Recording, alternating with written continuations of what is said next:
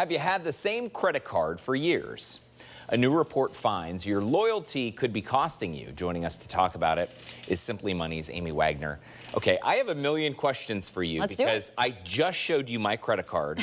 I have had it Goes back a few years. 1996. I was always told that if you build and establish credit, you're in the good graces of the credit gods.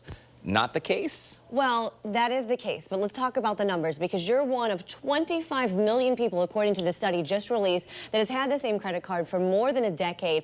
Of them, 20 million Americans still use one of those credit cards as their preferred credit card. So they've had this credit card forever and they're still using it all the time. As far as building a credit history and building a good credit score, you need to keep that credit card open. But it doesn't mean that it has to be the primary one that you use, because the problem with that is you're missing out on a lot of the modern day credit card benefits. If you go back 10 years, a lot of these rewards programs weren't there, a lot of the cash back. There's a lot of perks in credit cards today that didn't exist 10 years ago. So if you're not looking at those options, you're missing out on a lot of great things that are out there. Sure, you're absolutely right. So that one I told you about has an interest rate of like 9%. But no frills, no benefits beyond that. Right.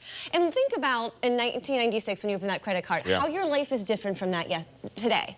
So, you know, maybe when you were that age, you wanted a credit card that had travel rewards. Maybe that would have been good. But then maybe several years later, once you have kids, you want something that has cash back. So when you need to pay for diapers or tuition, you've got a little extra money coming in. So if you look at the span of 10, 15 years of your life, your needs change. Well, maybe so your credit card should too, as far as what is it's bringing into your home and how it's working best for you. So we have a lot of graphics that we have built for everybody at home on kind of figuring out what is the perfect credit card for your individual situation. Great ways to compare. If you've had that same credit card forever, I'd say get on nerdwallet.com. They have a great apples to apples comparison where it will look at rates and other perks and rewards side by side, so you can figure out if that's a good thing for you. Bankrate, creditcard.com also have some great tools on their website for you to just be able to compare and figure out, okay, is this card that I've been using forever really the best card for me? So if you go through that, you do your research and you decide, you know what, Old Faithful is still the best credit card for me,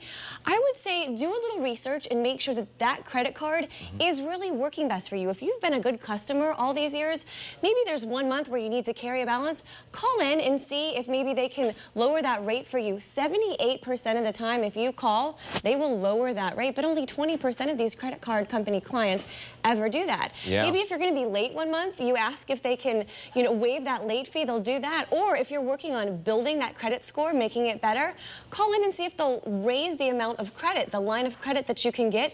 Don't change how much you're spending, but this will help your credit utilization ratio, which goes a long way in determining your credit score. I love that. That's all good stuff. Who knew you could like negotiate, right? You can always negotiate. You just have to call, and again, as long as you're a good customer, they're very willing to work with you.